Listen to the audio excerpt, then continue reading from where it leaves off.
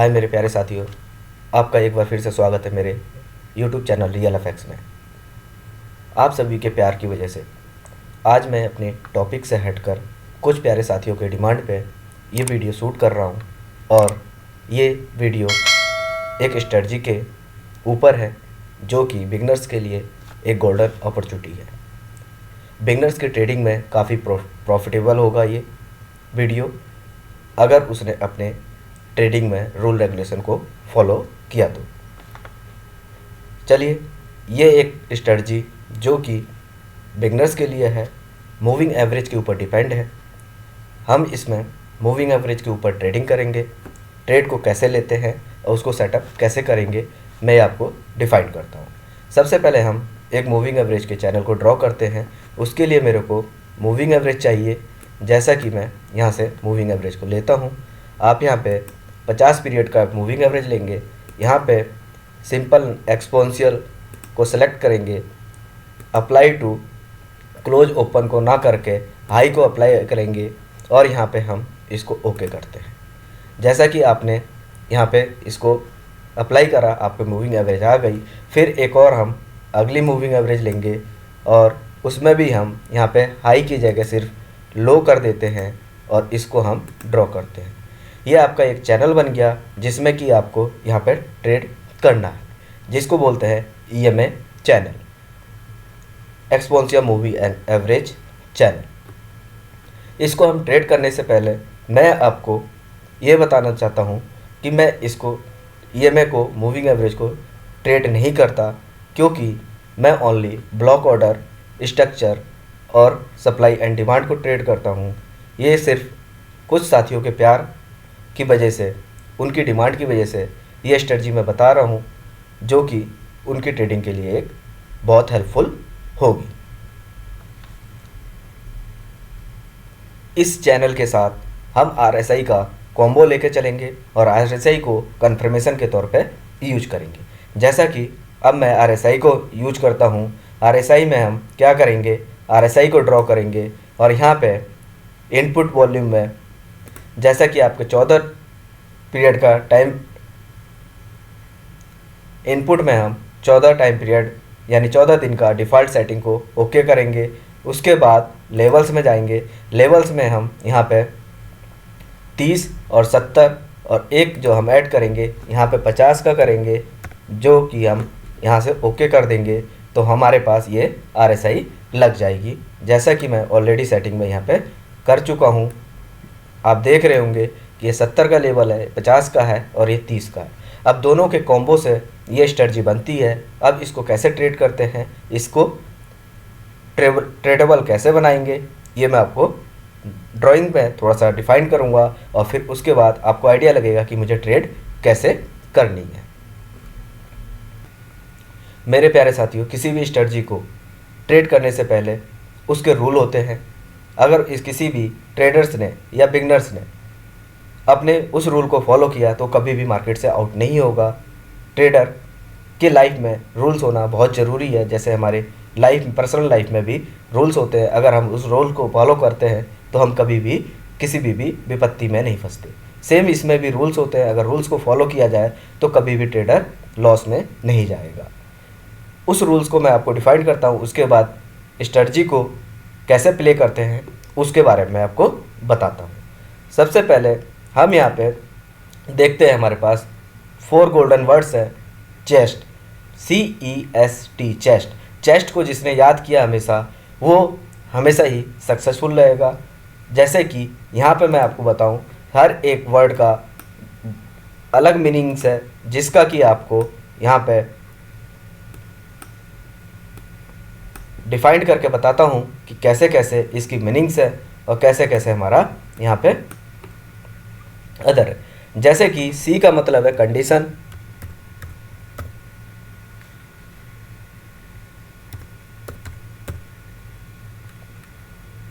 ई का मतलब है एंट्री,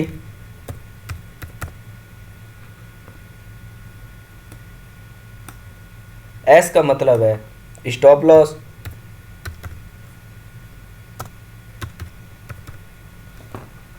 और टी का मतलब है टेक प्रॉफिट।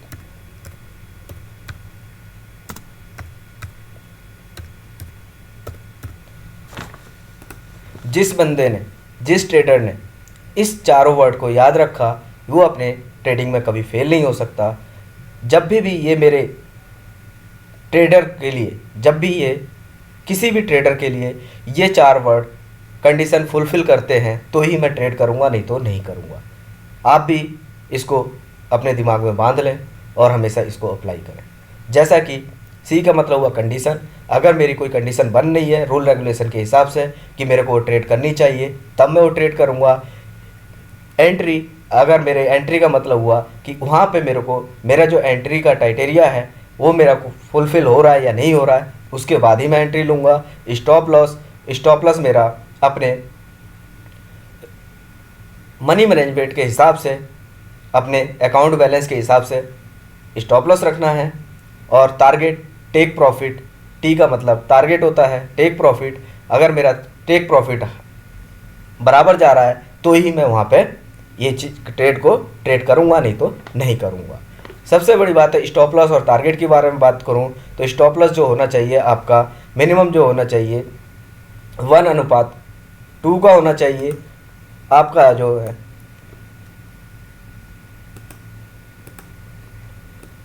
1:2 का आपका रिस्क रिवॉर्ड होना चाहिए।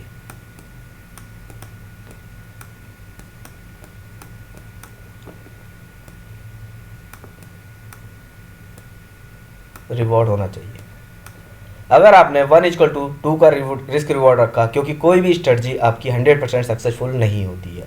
जैसा कि मैं आपको बता दूं कि अगर आपने 1:2 का रिस्क रिवॉर्ड रखा, अगर आपने 10 ट्रेडें ली हैं, आपने यहाँ पे 10 ट्रेड को ट्रेड करी हैं, तो यहाँ पे अगर आपकी 50-50 यानी 5 एसएल होती हैं और 5 आपकी टेक प्रॉफिट में जाता है।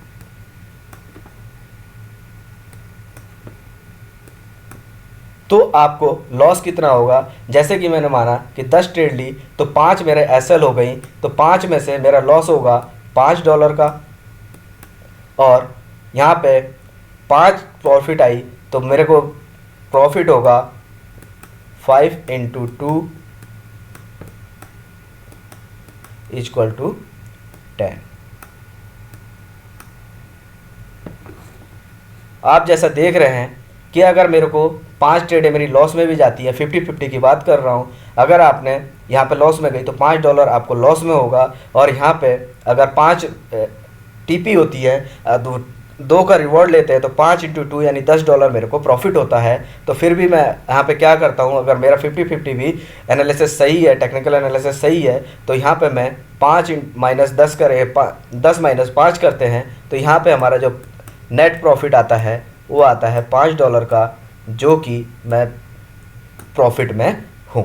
यहाँ पे कोई भी स्ट्रेटजी 100% नहीं होती है, इसलिए यहाँ पे अपना रिस्क रिवॉर्ड मिनिमम 1:2 का लेकर चलना पड़ता है। इस तरह से आपको अपनी लाइफ में ट्रेडिंग का गोल बनाना पड़ेगा, रूल बनाना पड़ेगा, जैसा कि मैं चेस्ट में डिफाइन कर चुका हूँ कि कोई ट्रेड कंडीशन, सी का मतलब कंडीशन, ई का मतलब एंट्री, एस का मतलब स्टॉप लॉस और टी का मतलब टेक प्रॉफिट। अगर ये चारों क्राइटेरिया मेरे फुलफिल हो रहे हैं तभी मैं किसी ट्रेड को ट्रेड करूँगा, नहीं तो नहीं करूँगा। अब आते हैं स्ट्रेटजी के हवाले से कि यहाँ पे स्ट्रेटजी किस तरह से होती है। इससे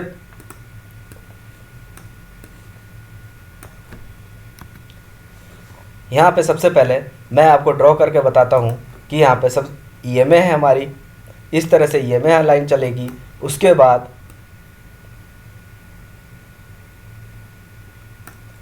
ये ईएमए लाइन है, उसके बाद यहाँ पे मेरी आरएसआई हो गई,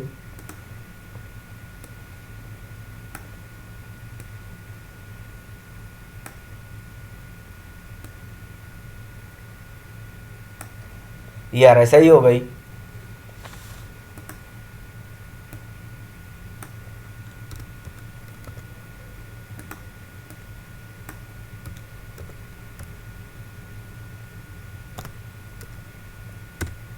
ईएमए 50 की हो गई, हाई और लो, दो तरह की ईएमए हो गई। अब इसमें कोई भी हमारे पास ट्रेड होगी तो सबसे पहले मेरे को ट्रेड करने के लिए मार्केट आपको ट्रेंडिंग में इस तरह से जाएगी। जब कोई ईएमए बाई साइड में देखता हूँ, मेरी मार्केट प्राइस इसको ब्रेक करती है ईएमए को और दोबारा यहाँ पे रिटर्न होके आती है, तो मैं इसको ट्रेड करूँगा। यहाँ पे मेरे को इस कंडीशन पे मेरी एंट्री क्राइटेरिया फुलफ़िल होना चाहिए। यानी मेरी कंडीशन है कि जब कोई भी प्राइस इसको ब्रेकआउट देगा ईएमए को और फिर दोबारा रिटर्न करके उसको टेस्ट करने आएगा और यहाँ पे आरएसआई मेरी जो होनी चाहिए इस तरह से ये 50 के अब होनी चाहिए। अगर दोनों क्राइटेरिया फुलफिल हो रहे हैं, ये ब्रेकआउट दे रही है और यहाँ पे आरएसआई मेरी 50 के ऊपर है, तो यहाँ मेरे को अगर इंगल्फिंग कैंडल मिलती है इस तरह से, अगर कोई मेरे को इंगल्फिंग कैंडल मिलती है तो मेरी ट्रेड यहाँ पे मैं ट्रेड लूँगा। ये मेरा एंट्री होगा और यहाँ पे मेरा स्टॉप लॉस होगा।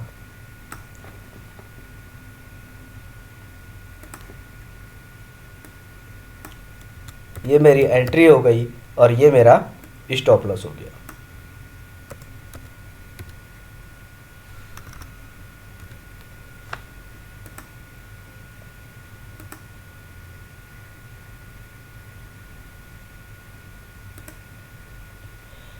इस तरह से ये मेरा स्टॉप लॉस हो गया। अब मैं जो मार्केट में देखता हूँ, अब यहाँ पे एंट्री लूँगा। अब टारगेट की बात करूँ तो टारगेट मेरा 1:2 का होना चाहिए, तो मेरी एंट्री का हो गया। मेरी अगर एंट्री यहाँ पे इतनी है, असल मेरा ये 10 पिप का बनना है, तो मेरा टीपी जो होना चाहिए वो कम से कम 20 पिप का होना चाहिए। ये मेरा लगभग 2 गुना टारगेट होना चाहिए। 1:2 का रिवॉर्ड रेशियो। ये मेरा $1 यहाँ पे लॉस होता है 1, तो $2 का मेरे को मिनिमम प्रॉफिट होना चाहिए। ये तो रहा मेरा एंट्री का क्राइटेरिया कि आप क्या कर सकते हैं, एंट्री का रूल कि एंट्री मेरी बनती है नहीं बनती है। अब देखिए, अब मेरी कंडीशन फुलफिल हो रही है या नहीं बन हो रही है, यहाँ पे मैं आपको दिखाता हूँ।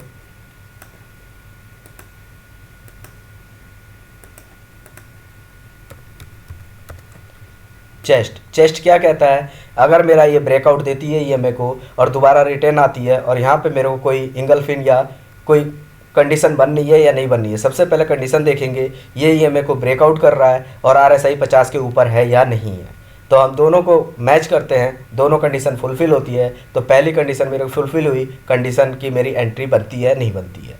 कंडीशन को फुलफ़िल किया। दूसरी कंडीशन है एंट्री। एंट्री का क्राइटेरिया यह है कि मुझे मेरी जो कैंडल है हैमर और इंगल्फिन, जो कि मैंने आपको लास्ट वीडियो में बता रखा है कि मैं जो है इंगल्फिन और हैमर पे ही ट्रेड करता हूँ। तो यहाँ पे इंगल्फिन भी मेरे को मिली, तो इंगल्फिन मिली तो मैंने यहाँ पे क्या करा, इसको मेरी एंट्री की भी कंडीशन बन नहीं है। स्टॉप लॉस मैंने इसके नीचे रखा है, एसल इंगल्फिन कैंडल के नीचे रखा हुआ है। और दूसरा है टेक प्रॉफिट। तो टेक प्रॉफिट मेरा ऑलरेडी है कि हाँ मेरे को 2 का टेक प्रॉफिट लेना है, 1:2 का रिस्क रिवॉर्ड रखना है। तो सारी चारों कंडीशन मेरी फुलफ़िल हो रही हैं, तो मैं यहाँ पे इसको ट्रेड करूँगा। इस तरह से हम यहाँ पे मार्केट को ट्रेड करते हैं। और इसको, ये तो रहा हमारा कंडीशन कि हमें इस तरह से मार्केट को ट्रेड यानी ईएमए चैनल को ट्रेड करना है और अपने ट्रेड को प्रॉफिटेबल बनाना है। हम कुछ उस ट्रेडों को अवॉइड करेंगे जो कि आपको यहाँ पे मैं बताता हूँ। इस तरह से अगर रेंजिंग मार्केट है तो हम उसको अवॉइड करेंगे जब तक कि ये ट्रेंड मार्केट में इस तरह से ईएमए चैनल हमारा नहीं आता। इसको हम अवॉइड करेंगे, इसको हम ट्रेड करेंगे। ये कंडीशन आपको यहाँ पे बना के रखनी है और आप यहाँ पे इसको ट्रेड कर सकते हैं। अब आते हैं, आपको चार्ट में डिफाइन करते हैं कि चार्ट में हम किस तरह से इसको वर्कआउट देते हैं। चार्ट में हम देखते हैं कि आप देख रहे होगे ये हमारा चैनल है। एग्जाम्पल के तौर पे मैंने आपसे कहा था, यहाँ से लेते हैं कि ट्रेडेबल, ये देखिए मैंने कहा था कोई ट्रेड ब्रेकआउट करती है इस चैनल को। ये देखिए आपने यहाँ पे इसको इसने ब्रेकआउट किया, यहाँ पे चैनल को दोबारा से रिवर्स आई, रिवर्स आके यहाँ पे इसने मेरे को यहाँ पे इंगल्फिन कैंडल दी।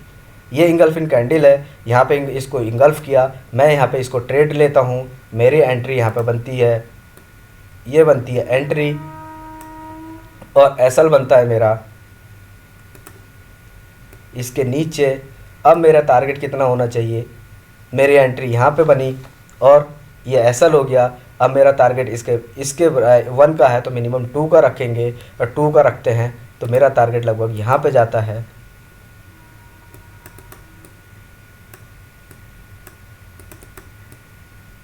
अब यहाँ पे देखने हैं कि मेरी कंडीशन क्या बनी है। तो सबसे पहले इस प्राइस ने ईएमए को ब्रेकआउट दिया, फिर उसके बाद जो है ये नीचे आई। तो दूसरा मैंने कहा था कि आरएसआई भी मेरी 50 के ऊपर होनी चाहिए। तो यहाँ पे देखिए आरएसआई मेरी यहाँ पे जब कंडीशन बनी तो इसको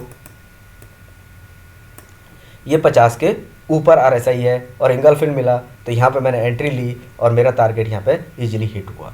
उसके बाद फिर से आगे बढ़ते हैं, फिर से दोबारा मार्केट ऊपर आई, फिर से आपने यहाँ पे मार्केट ने दोबारा से मौका दिया। ये देखिए दोबारा से आई मार्केट नीचे और फिर इसको ब्रेकआउट दिया, फिर यहाँ से इसने दोबारा रिटेस्ट किया और यहाँ पे एंगल्फिन दिया। तो यहाँ पे फिर मेरी एंट्री बनती है यहाँ पे, और उसके बाद एसएल बनता है मेरा नीचे को, इसके जस्ट नीचे।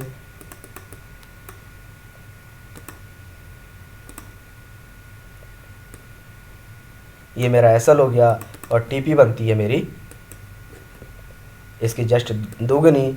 तो आप देखिए इसके बराबर है 2 गुना मेरा टारगेट इजीली हिट हुआ। उसके बाद फिर से ये मार्केट आपको डाउन में देती है। अब देखिए यहाँ पे कंडीशन फुलफिल हुई या नहीं हुई। यहाँ पे भी मार्केट ने जब आपको एंट्री दी तो यहाँ पे भी आरएसआई आपकी 50 के ऊपर है। यहाँ देखिए 50 के ऊपर आरएसआई, एंट्री ने क्राइटेरिया फुलफिल किया और यहाँ पे भी आप देखेंगे कि क्या कर रही है मार्केट। यहाँ पे जब दोबारा इसने ब्रेकआउट दिया यहाँ पे, तो यहाँ पे कोई सी भी एंट्री हमारी पॉसिबल नहीं बनती है, क्योंकि यहाँ पे कोई एंगल्फिंग कैंडल हमें नहीं मिली। अब दोबारा से फिर से देखिए यहाँ पे गई, इसको ब्रेकआउट दिया और ब्रेकआउट देने के बाद जो है यहाँ पे इसने आके एंगल्फिंग चैनल इसको दिया और यहाँ पे हमारी एंट्री बनती है और ये मेरा एसएल बनता है और टारगेट मेरा जाता है मार्केट के ऊपर। ये 1:2 का एसएल हो गया।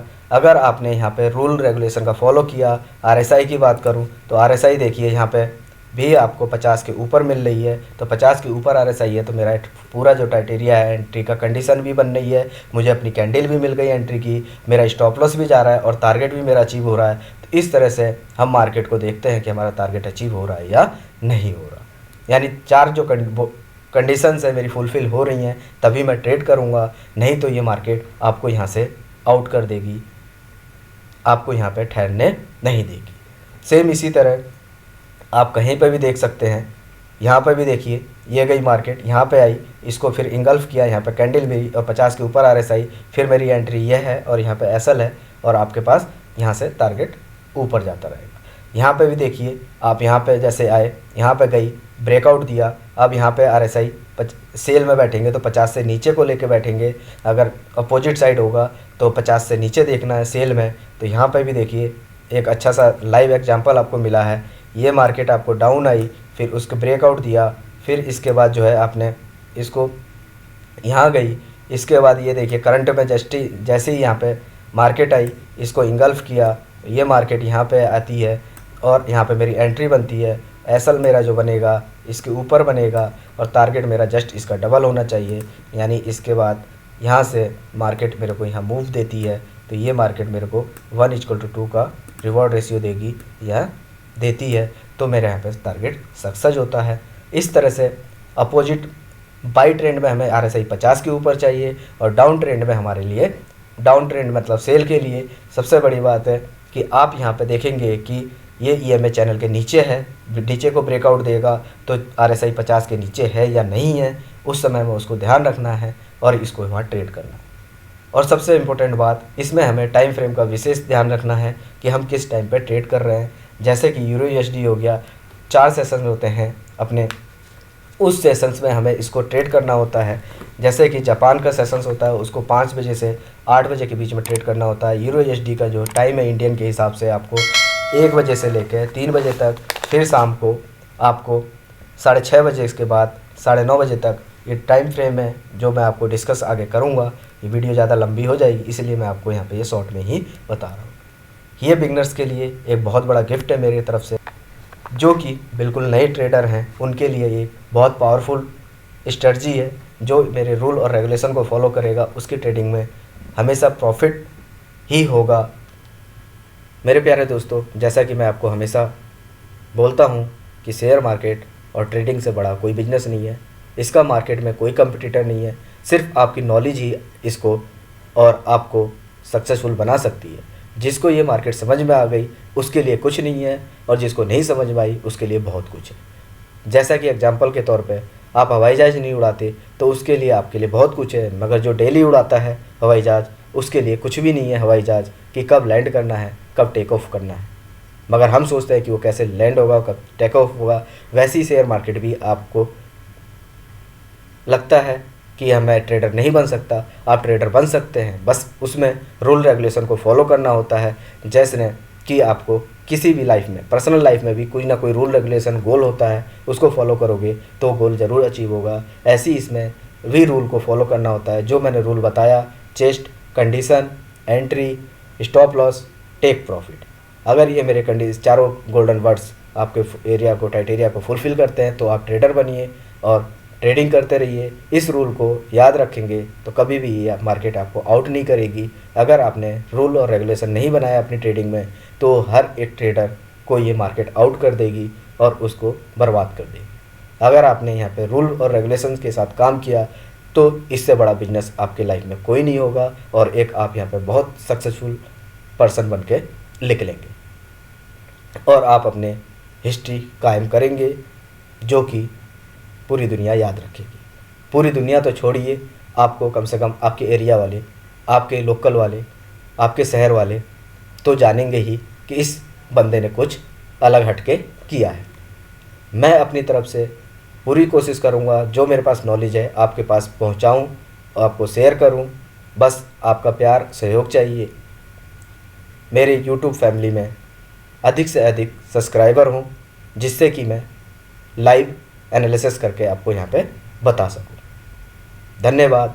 अगर ये वीडियो अच्छी लगी हो तो प्लीज़ लाइक करें, सब्सक्राइब करें और बेल आइकन को हिट करें जिससे कि आने वाली नई वीडियो की नोटिफिकेशन आपके पास जल्द से जल्द पहुँच सके। धन्यवाद। Real effects. मिलते हैं नेक्स्ट वीडियो में। Thank you.